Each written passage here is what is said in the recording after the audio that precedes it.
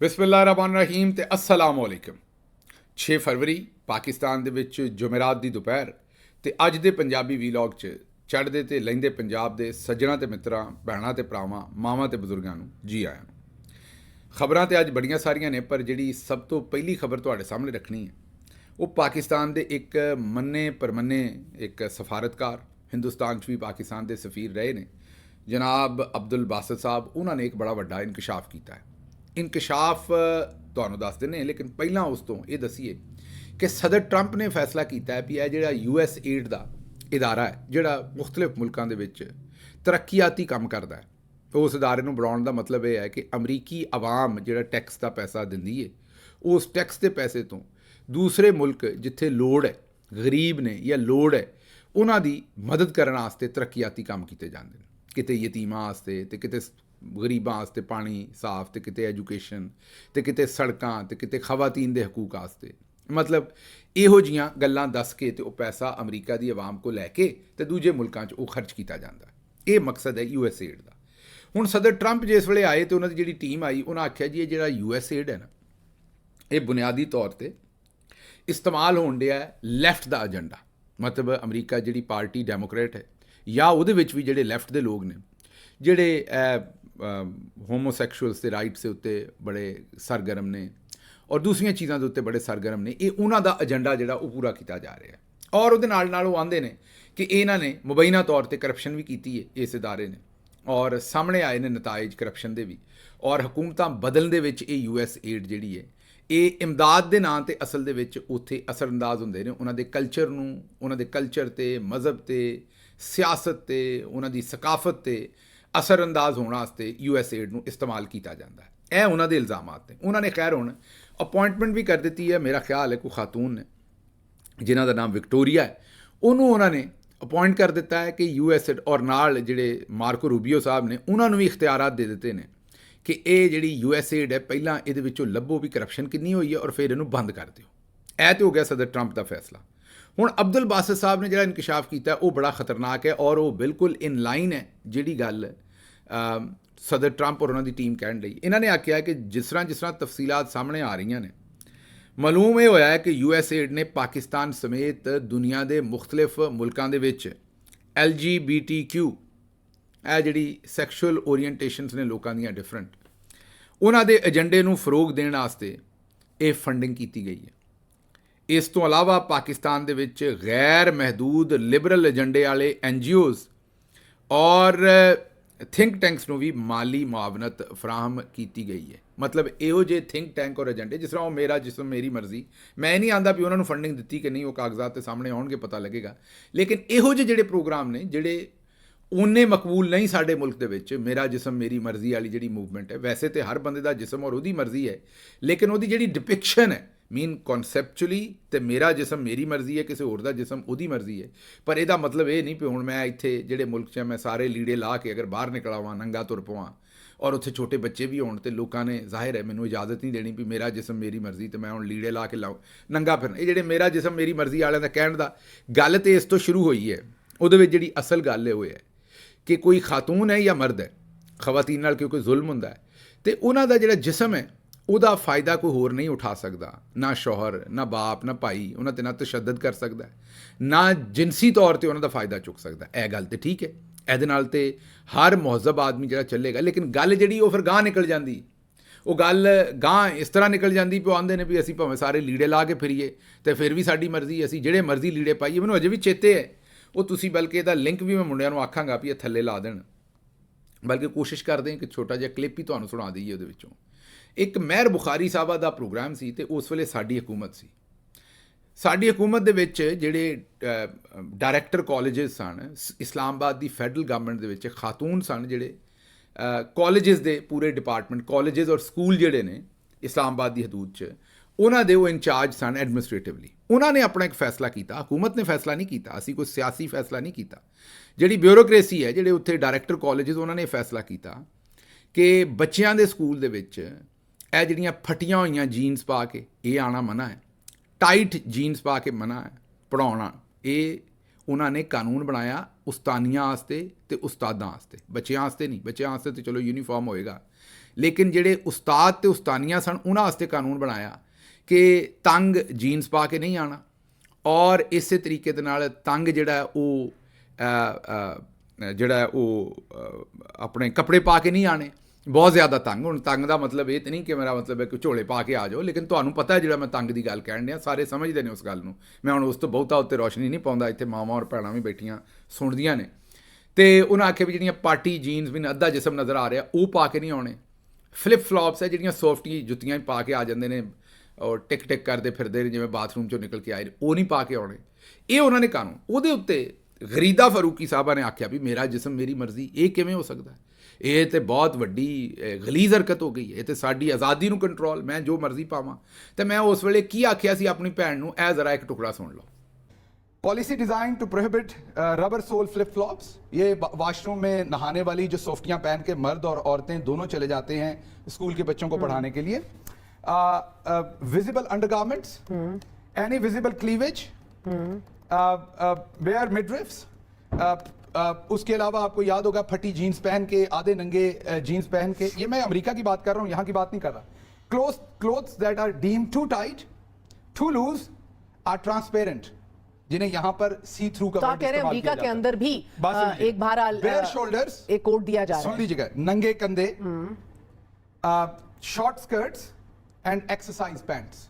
पूरी दुनिया अपने बच्चों को महफूज रखना चाहती है। बहुत सारे ऐसे कॉन्सेप्ट्स हैं जो बार में और नाइट क्लब में तो हो सकते हैं, वो स्कूल में नहीं हो सकते किसी मुल्क में भी। अगर उस मुल्क में अब मुझे बताइएगा,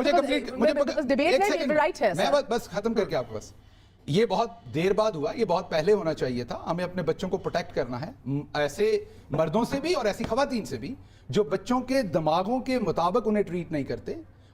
ਸੁਣ ਲਿਆ ਜੀ। ਇਹ ਉਸ ਵੇਲੇ ਸੀ ਤੇ ਮੈਂ ਸਮਝਾਉਣ ਦੀ ਕੋਸ਼ਿਸ਼ ਕੀਤੀ ਸੀ ਕਿ ਪੂਰੀ ਦੁਨੀਆ ਦੇ ਵਿੱਚ, ਉਹ ਭਲੇ ਅਮਰੀਕਾ ਹੋਵੇ ਤੇ ਭਲੇ ਪਾਕਿਸਤਾਨ ਹੋਵੇ, ਮੈਂ ਅਮਰੀਕਾ ਦੀ ਮਿਸਾਲ ਦਿੱਤੀ ਸੀ ਕਿ ਉੱਥੇ ਵੀ ਜਿਹੜੇ ਬੱਚਿਆਂ ਦਾ ਸਕੂਲ ਹੈ, ਉੱਥੇ ਤੁਸੀਂ ਆਪਣੀ ਮਰਜ਼ੀ ਨਾਲ ਕੱਪੜੇ ਪਾ ਕੇ ਨਹੀਂ ਜਾ ਸਕਦੇ। ਬੱਚੇ ਛੋਟੇ ਨੇ, ਉਹਨਾਂ ਦੀ ਪਰਵਰਿਸ਼ ਜਿਹੜੀ ਹੈ ਜਾਂ ਉਹਨਾਂ ਦੇ ਨਾਲ ਜਿਹੜਾ ਤੁਸੀਂ ਇੰਟਰੈਕਟ ਕਰਨਾ, ਉੱਥੇ ਨੰਗੇ ਨਹੀਂ ਜਾ ਸਕਦੇ ਤੁਸੀਂ। ਉੱਥੇ ਜਿਹੜਾ ਉੱਥੋਂ ਦੇ ਮਾਂ ਪਿਓ ਔਰ ਪੂਰਾ ਕਲਚਰ ਚਾਹੇਗਾ ਕਿ ਉਹਨਾਂ ਦੇ ਬੱਚਿਆਂ ਨਾਲ ਕੀ ਹੋਣਾ ਚਾਹੀਦਾ ਹੈ, ਉਸੇ ਹਿਸਾਬ ਨਾਲ ਹੀ ਤੁਸੀਂ ਕੱਪੜੇ ਪਾਓਗੇ। ਉੱਥੇ ਤੁਸੀਂ ਅਮਰੀਕਾ ਦੇ ਵਿੱਚ ਵੀ ਇਹ ਪਾਬੰਦੀ ਹੈ ਕਿ ਤੁਸੀਂ ਇਹੋ ਜਿਹੇ ਕੱਪੜੇ ਨਹੀਂ ਪਾਉਣੇ, ਜਿਵੇਂ ਮੈਂ ਐਕਸਪਲੇਨ ਕੀਤਾ ਅਮਰੀਕਾ ਦੇ ਸਕੂਲਾਂ 'ਚ ਵੀ। ਤੇ ਇੱਥੇ ਗਰੀਦਾ ਸਾਹਿਬਾ ਆਉਂਦੀਆਂ ਸਨ ਵੀ ਮੈਂ ਜੋ ਮਰਜ਼ੀ ਪਾਵਾਂ। ਤੇ ਫਿਰ ਮੈਂ ਉਹਨਾਂ ਨੂੰ ਕੀ ਆਖਿਆ ਸੀ, ਇਹ ਸੁਣ ਲਓ। आप जो मर्जी पहने, जितने मर्जी कम कपड़े पहने, I will be supportive of you. आप कल जितने मर्जी कम कपड़े पहन के बाहर आना चाहें, मैं आपको प्रॉमिस करता हूं गवर्नमेंट के ऑफिशियल के तौर पे मैं आपको सपोर्ट करूंगा। आप कल से शुरू करें अल्लाह का नाम लेके, हमें कोई प्रॉब्लम नहीं। आप ਸੁਣ ਲਿਆ ਜੀ। ਮੈਂ ਆਖਿਆ ਵੀ ਮੇਰੀ ਭੈਣ, ਤੇਰਾ ਜਿੱਦਾਂ ਦਿਲ ਕਰਦਾ ਫਿਰ, ਲੇਕਿਨ ਸਕੂਲੇ ਤੇ ਨਹੀਂ ਤੈਨੂੰ ਜਾਣ ਦੇ ਸਕਦੇ ਨੇ। ਚਲੋ ਇੱਥੇ ਬਾਹਰ ਤੇਰਾ ਦਿਲ ਕਰਦਾ ਘੱਟ ਕੱਪੜੇ ਪਾਉਣੇ ਨੇ ਜਾਂ ਬਿਲਕੁਲ ਹੀ ਲੀੜੇ ਲਾ ਦੇਣੇ ਨੇ ਜਾਂ ਕੀ ਕਰਨਾ, ਤੇਰਾ ਸ਼ੋਭਾ ਹੈ ਭੈਣ ਮੇਰੀ, ਇਹ ਤੇਰਾ ਮਤਲਬ ਕਿ ਤੇਰਾ ਸ਼ੌਕ ਹੈ ਜਾਂ ਤੇਰੀ ਪ੍ਰੈਫਰੈਂਸ ਹੈ, ਮੈਨੂੰ ਕੋਈ ਮਸਲਾ ਨਹੀਂ।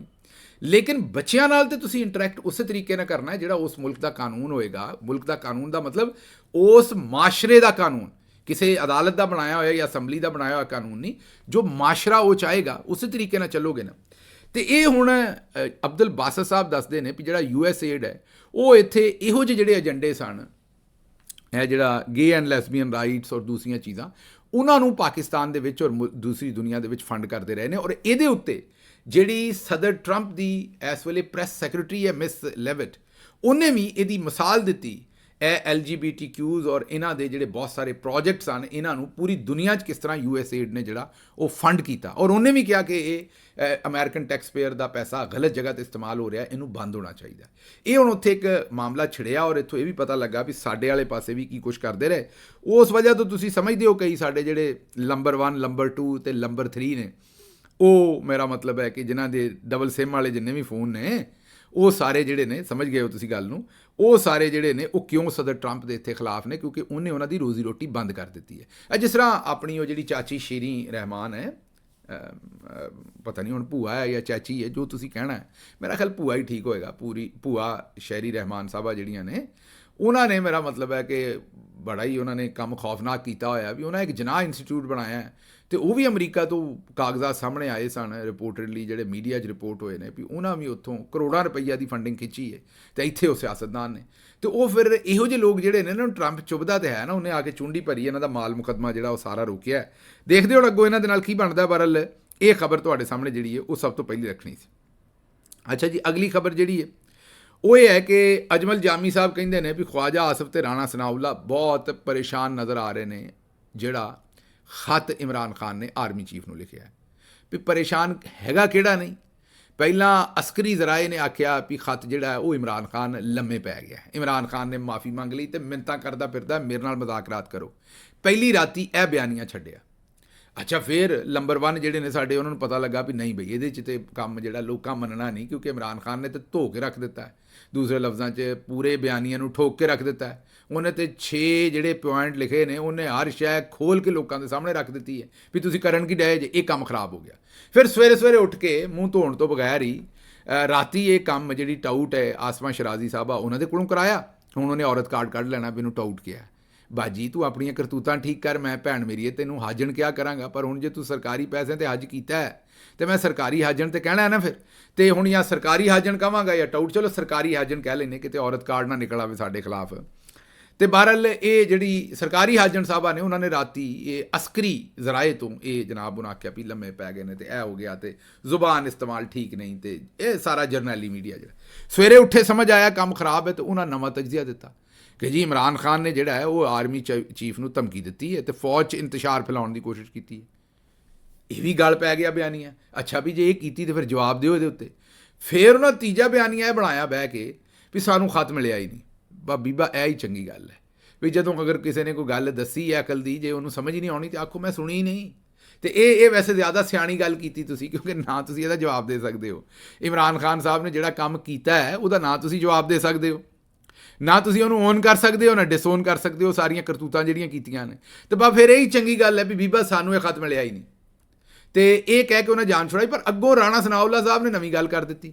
ਉਹਨਾਂ ਨੇ ਇਹ ਕਿਹਾ ਕਿ ਜਨਾਬ ਇਹ ਜਿਹੜਾ ਖਤ ਹੈ ਨਾ, ਤੇ ਜਿਹੜਾ ਸ਼ਹਬਾਜ਼ ਗਿੱਲ ਨੇ 2022 ਅਗਸਤ ਦੇ ਵਿੱਚ ਅਗਸਤ 2022 ਜਿਹੜਾ ਬਿਆਨ ਦਿੱਤਾ ਸੀ ਵੀ ਤਮਾਮ ਜਿਹੜੇ ਟੈਕਸ ਪੇਅਰ ਦੇ ਜਿਹੜੇ ਪਾਕਿਸਤਾਨੀ ਆਵਾਮ ਦੇ ਟੈਕਸ ਤੋਂ ਤਨਖਾਹ ਲੈਣ ਵਾਲੇ ਸਰਕਾਰੀ ਮੁਲਾਜ਼ਮੀਨ ਨੇ ਉਹ तमाम ਸਿਰਫ ਆਇਨੀ ਅਹਿਕਾਮਾਤ ਮੰਨਣ, ਕਾਨੂੰਨੀ ਅਹਿਕਾਮਾਤ ਮੰਨਣ, ਗੈਰ ਕਾਨੂੰਨੀ ਨਾ ਮੰਨਣ।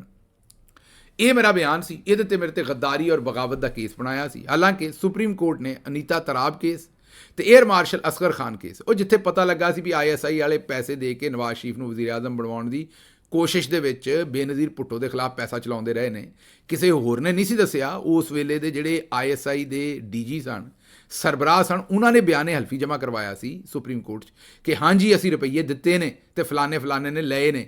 ਉਹਦੇ 'ਚ ਨਵਾਜ਼ ਸ਼ਰੀਫ ਦਾ ਨਾਮ ਹੀ ਸੀ ਵੀ ਲਏ ਨੇ। ਬਸ ਉਸ ਤੋਂ ਬਾਅਦ ਘੁੱਟ ਗਏ, ਕਿਸੇ ਨੇ ਗਾਹ ਉਸ 'ਤੇ ਗੱਲ ਹੀ ਨਹੀਂ ਕੀਤੀ। ਲੇਕਿਨ ਬਹਰਹਾਲ ਮੁਖਤਸਰ ਗੱਲ ਇਹ ਹੈ ਕਿ ਇਹ ਜਿਹੜੀ ਸਾਰੀ ਸੂਰਤ ਹਾਲ ਹੁਣ ਬਣ ਗਈ ਹੈ। ਇਹਦੇ ਵਿੱਚ ਰਾਣਾ ਸਾਹਿਬ ਕਹਿੰਦੇ ਨੇ ਵੀ ਇਹ ਜਿਹੜਾ ਬਿਆਨ ਸ਼ਹਬਾਜ਼ ਗਿੱਲ ਨੇ ਉਦੋਂ ਦਿੱਤਾ ਸੀ ਨਾ, ਤੇ ਹੁਣ ਇਮਰਾਨ ਖਾਨ ਨੇ ਖਤ ਲਿਖਿਆ, ਇਹਦਾ ਥੀਮ ਇੱਕ ਹੀ ਹੈ। ਅੱਛਾ, ਇੰਨਾ ਹੀ ਨਹੀਂ, ਜਿਹੜੇ 9 ਮਈ ਦੇ ਜਿੰਨੇ ਵੀ ਪਰਚੇ ਇਹਨਾਂ ਦਿੱਤੇ ਨੇ ਉਹਨਾਂ ਦੀ ਜਿਹੜੀ ਜ਼ਿਮਨੀ ਲਿਖੀ ਹੈ, ਜਿਹੜਾ ਉਹਨਾਂ ਦਾ ਚਲਾਨ ਲਿਖਿਆ ਔਰ ਅਦਾਲਤ ਜਮ੍ਹਾਂ ਕਰਾਇਆ, ਉਹਦੇ 'ਚ ਵੀ ਦੂਜੀ ਤੀਜੀ ਲਾਈਨ 'ਚ ਮੇਰਾ ਹੀ ਜ਼ਿਕਰ ਹੈ। ਉਹਦੇ 'ਚ ਵੀ ਉਸਤਾਦ ਉਹਨਾਂ ਦਾ ਜ਼ਿਕਰ ਆਇਆ। ਉਹਨਾਂ ਆਖਿਆ ਜੀ ਉਸਤਾਦ ਜੀ ਜਿਹੜੇ ਨੇ ਇਹਨਾਂ ਨੇ ਬਿਆਨ ਦਿੱਤਾ ਸੀ, ਮਤਲਬ ਮੈਂ ਅਜ਼ਰਾ ਤਫੰਨਨ ਉਸਤਾਦ ਜੀ ਕਹਿ ਰਿਹਾ।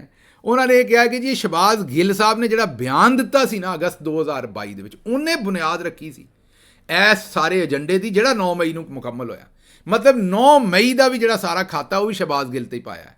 ਸੋਚੋ ਜੇ ਮੇਰਾ ਮਤਲਬ ਕਿਤੇ ਗੋਡੇ ਥੱਲੇ ਆ ਜਾ ਇਹਨਾਂ ਦੇ, ਤੇ ਫਿਰ ਕਿੰਨੇ ਕੁ ਕੇਸ ਨੇ? ਮੇਰੇ ਕੋਲ 500 ਕੇਸ ਤੇ ਬਣਨਾ ਹੈ। 50 ਤੇ ਹੁਣ ਰਜਿਸਟਰਡ ਕੀਤੇ ਨੇ, ਕੋਈ 27-28 ਪਹਿਲਾਂ ਸਨ।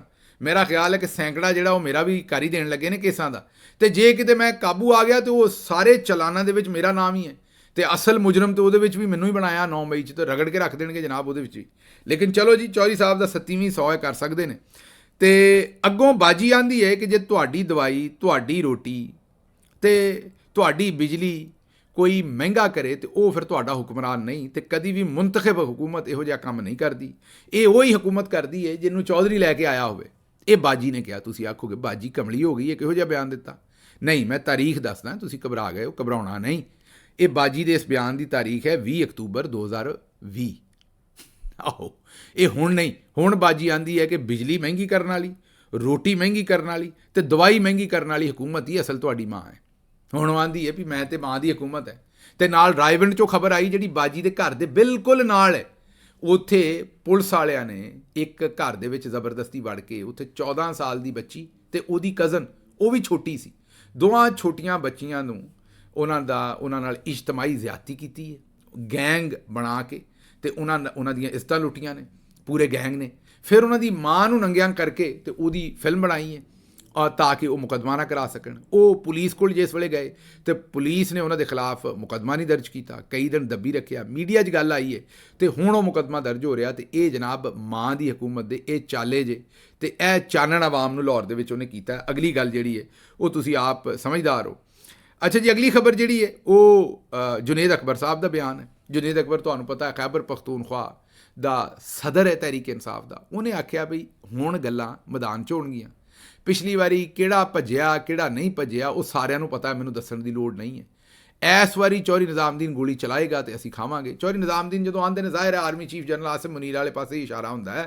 ਉਹਨਾਂ ਕਿਹਾ ਜੇ ਗੋਲੀ ਚਲਾਉਣਗੇ ਤਾਂ ਗੋਲੀ ਖਾਵਾਂਗੇ, ਭੱਜਣਾ ਭੁੱਜਣਾ ਕੋਈ ਨਹੀਂ ਹੁਣ ਇਸ ਵੇਲੇ ਗੱਜ ਵੱਜ ਕੇ ਆਵਾਂਗੇ ਜਿਸ ਵੇਲੇ ਆਪਣਾ ਜਿਹੜਾ ਸਾਡਾ ਪੁਰਅਮਨ ਰਹਿ ਕੇ ਇhtਜਾਜ ਕਰਨਾ ਸਾਡਾ ਹੱਕ ਹੈ ਤੇ ਅਸੀਂ ਇhtਜਾਜ ਨੂੰ ਨਿਕਲਾਂਗੇ। ਜੇ ਬੰਦੇ ਨਾ ਬਣੇ ਤੇ ਛੇਤੀ ਇhtਜਾਜ ਦਾ ਜਿਹੜਾ ਉਹ ਐਲਾਨ ਕਰਾਂਗੇ। ਅੱਛਾ ਜੀ, ਅਗਲੀ ਜਿਹੜੀ ਖਬਰ ਹੈ ਉਹ ਗਜ਼ਾ ਦੇ ਵਿੱਚ ਟਰੰਪ ਨੇ ਜਿਹੜਾ ਬਿਆਨ ਦੇ ਛੱਡਿਆ ਵੀ ਗਜ਼ਾ ਦੀ ਪੱਟੀ ਦੇ ਉੱਤੇ ਅਸੀਂ ਕਬਜ਼ਾ ਕਰ ਲੈਣਾ ਹੈ, ਅਮਰੀਕਾ ਨੇ ਟੇਕ ਓਵਰ ਕਰ ਲੈਣਾ ਤੇ ਉੱਥੇ ਰਹਿਣ ਵਾਲੇ ਫਲਸਤੀਨੀਆਂ ਨੂੰ ਉੱਥੋਂ ਕੱਢ ਕੇ ਤੇ ਦੂਜੇ ਮੁਲਕਾਂ 'ਚ ਘੱਲ ਦੇਣਾ। ਇਹ ਹੁਣ ਬੜੀ ਖਤਰਨਾਕ ਗੱਲ ਕੀਤੀ ਉਹਨਾਂ। ਇਹਦੇ ਤੇ ਮੁਸਲਮਾਨ ਹੀ ਨਹੀਂ ਗੈਰ ਮੁਸਲਮਾਨ ਨੇ ਵੀ ਸਾਰਿਆਂ ਨੇ, ਅਫਗਾਨਿਸਤਾਨ ਹੋਵੇ, ਆਪਣਾ ਆਸਟ੍ਰੇਲੀਆ ਹੋਵੇ, ਗੈਰ ਮੁਸਲਿਮ ਮੁਲਕਾਂ ਦੇ ਵਿੱਚੋਂ ਰੂਸ ਹੋਵੇ, ਉਹਨਾਂ ਸਾਰਿਆਂ ਨੇ ਵੀ ਇਹਦੇ ਤੇ ਬਿਆਨ ਦਿੱਤੇ ਨੇ। ਅਕਵਾਮ ਮੁਤੱਹਿਦਾ ਨੇ ਵੀ ਬਿਆਨ ਦਿੱਤੇ ਨੇ ਬਈ ਇਹ ਕੰਮ ਠੀਕ ਨਹੀਂ, ਅਸੀਂ ਇਹਦੀ ਸਪੋਰਟ ਨਹੀਂ ਕਰ ਸਕਦੇ। ਫਲਸਤੀਨੀਆਂ ਦਾ ਹੱਕ ਹੈ ਉਸ ਗਜ਼ਾ ਪੱਟੀ ਦੇ ਉੱਤੇ। ਸਾਊਦੀ ਅਰਬ ਨੇ, ਈਰਾਨ ਨੇ, ਇਹਨਾਂ ਮੁਲਕਾਂ ਨੇ ਵੀ, ਜਿਹੜੇ ਅਫਗਾਨਿਸਤਾਨ ਨੇ, ਇਹਨਾਂ ਨੇ ਵੀ ਤੱਤੇ ਬਿਆਨ ਦਿੱਤੇ ਨੇ ਮੁਸਲਮਾਨ ਦੁਨੀਆ 'ਚੋਂ। ਲੇਕਿਨ ਅਗਰ ਕੋਈ ਗੁੰਗਾ ਬੈਠਾ ਤਾਂ ਸਾਡੇ ਵਾਲੇ ਬੈਠੇ ਨੇ। ਮਜਾਲ ਹੈ ਕਿਸੇ ਨੇ ਦੰਦ ਤੋਂ ਦੰਦ ਕੱਟ ਚੁੱਕਿਆ ਹੋਵੇ, ਬਿਲਕੁਲ ਖਾਮੋਸ਼ ਹੋ ਕੇ ਬੈਠੇ ਨੇ। ਇਹ ਹੁਣ ਕਿੱਡੀ ਖਤਰਨਾਕ ਗੱਲ ਹੈ। ਨਾ ਇਸਹਾਕ ਡਾਰ ਦਾ ਬਿਆਨ ਆਇਆ ਨਾ ਕਿਸੇ ਹੋਰ ਦਾ। ਉਹ ਕੂਓ ਬੋਲੋਗੇ ਤਾਂ ਕੋਈ ਗੱਲ ਬਣੇਗੀ, ਦੁਨੀਆ ਨੂੰ ਪਤਾ ਲੱਗੇਗਾ। ਹੁਣ ਉਹਨਾਂ ਫਲਸਤੀਨੀਆਂ ਨੂੰ ਪਹਿਲਾਂ ਮਾਰਿਆ, ਹੁਣ ਵਿਚਾਰਿਆਂ ਦੀ ਜ਼ਮੀਨ ਵੀ ਖੋਹਣ ਰਹੇ ਨੇ। ਤੁਸੀਂ ਪੂਰੀ ਦੁਨੀਆ ਦੇ ਵਿੱਚ ਵਾਹਿਦ ਮੁਸਲਿਮ ਨਿਊਕਲੀਅਰ ਪਾਵਰ ਹੋ। ਇਹ ਮੈਨੂੰ ਦੱਸੋ ਫਿਰ ਇਹਦੇ ਪਤਾਸੇ ਹੀ ਲੈ ਲਓ ਦੇ ਕੇ, ਇਹਨੂੰ ਜਿਹੜਾ ਪਟਾਕਾ ਹੈ ਇਹ ਦੇ ਕੇ ਇਹਦੇ ਕੋਲ ਪਤਾਸੇ ਲੈ ਲਓ, ਕੋਈ ਭਾਂਡੇ ਕਲੀ ਕਰਾ ਲਓ ਦੇ ਕੇ। ਜਾਂ ਮੇਰਾ ਮਤਲਬ ਇਹ ਵੀ ਦੱਸ ਦਿਓ ਇਹਦੇ 'ਚ ਵੀ ਕਿਤੇ ਅਸੀਂ ਨੰਬਰ 1 ਤੇ ਨਹੀਂ, ਕਿਤੇ ਚਲਾਉਣ ਦਾ ਵੇਲਾ ਆਏ ਤੇ ਪਤਾ ਲੱਗੇ ਵੀ ਉਹ ਜਿਹੜਾ ਉਹਦੇ ਵਿੱਚ ਮੇਰਾ ਉਹਦਾ ਮਸਾਲਾ ਸੀ ਉਹ ਕੱਢ ਕੇ ਲੈ ਗਿਆ, ਉਹਨੇ ਵੇਚ ਦਿੱਤਾ। ਉਹ ਵੀ ਪਾ ਦੇਣਾ ਸ਼ਹਿਬਾਜ਼ ਗਿੱਲ ਤੇ ਕਿ ਇਹ ਜਿਹੜਾ ਐਟਮ ਬੰਬ ਦੇ ਵਿੱਚ ਮਸਾਲਾ ਸੀ ਇਹ ਕੱਢ ਕੇ ਲੈ ਗਿਆ, ਇਹਨੇ ਵੇਚ ਦਿੱਤਾ। ਉਹ ਭਾਈ ਜੀ ਗੱਲ ਹੈ ਕਿ ਮੈਂ ਇਹ ਨਹੀਂ ਆਂਦਾ ਆਈਟਮ ਬੰਬ ਚਲਾਓ, ਪਰ ਬੰਦੇ ਦੀ ਜੇਬ ਦੇ ਵਿੱਚ ਪੈਸੇ ਹੋਣ ਤੇ ਬੰਦੇ ਨੂੰ ਥੋੜ੍ਹੀ ਜਿਹੀ ਉਹਨਾਂ ਦੀ ਪਾਣ ਤੇ ਹੁੰਦੀ ਹੈ ਨਾ। ਉਹ ਤੁਹਾਡੇ ਭਰਾ ਨੇ ਫਲਸਤੀਨ ਵਾਲੇ, ਉਹਨਾਂ ਨਾਲ ਧੱਕਾ ਹੋਣ ਡਿਆ। ਆਸਟ੍ਰੇਲੀਆ ਵਾਲੇ ਬੋਲਣ ਡਏ ਨੇ, ਉਹ ਰੂਸ ਦਾ ਸਦਰ ਬੋਲਣ ਡਿਆ, ਯੂਨਾਈਟਿਡ ਨੇਸ਼ਨ ਬੋਲਣ ਡਈ ਹੈ, ਬਾਕੀ ਮੁਲਕ ਸਾਰੇ, ਈਰਾਨ ਉਹਨਾਂ ਦੇ ਕੋਲ ਇਹ ਵੀ ਨਹੀਂ ਹੈਗਾ, ਉਹ ਫਿਰ ਵੀ ਬੋਲਣ ਡਏ ਨੇ। ਤੇ ਤੁਸੀਂ ਜਨਾਬ ਬਿਲਕੁਲ ਚੁੱਪ ਨੇ। ਤੇ ਉਧਰੋਂ ਆਸਿਮ ਮੁਨੀਰ ਸਾਹਿਬ ਔਰ ਦੂਸਰੇ ਸਾਰੇ ਜਿਹੜੇ ਨੇ ਉਹ ਸਾਨੂੰ ਦੱਸਦੇ ਰਹਿੰਦੇ ਨੇ ਵੀ ਮੁਸਲਮਾਨ ਜਿਹੜਾ ਉਹ ਘਬਰਾਉਂਦਾ ਨਹੀਂ ਔਰ ਉਹ ਅਸਲੇ ਤੋਂ ਮਰੂਬ ਨਹੀਂ ਹੁੰਦਾ। ਤੇ ਫਿਰ ਜਨਾਬ ਬਿਆਨ ਦਿਓ ਇਹਦੇ ਉੱਤੇ। ਕਿਦੋਂ ਦੇਣਾ ਜੇ ਬਿਆਨ? ਮਦੀਆਂ ਖਾਮੋਸ਼ੀ ਰੱਖਣੀ ਹੈ। ਲਓ ਜੀ, ਮੈਨੂੰ ਇੱਥੋਂ ਦਿਓ ਇਜਾਜ਼ਤ। ਤੇ ਰੱਬ ਰੱਖਾ।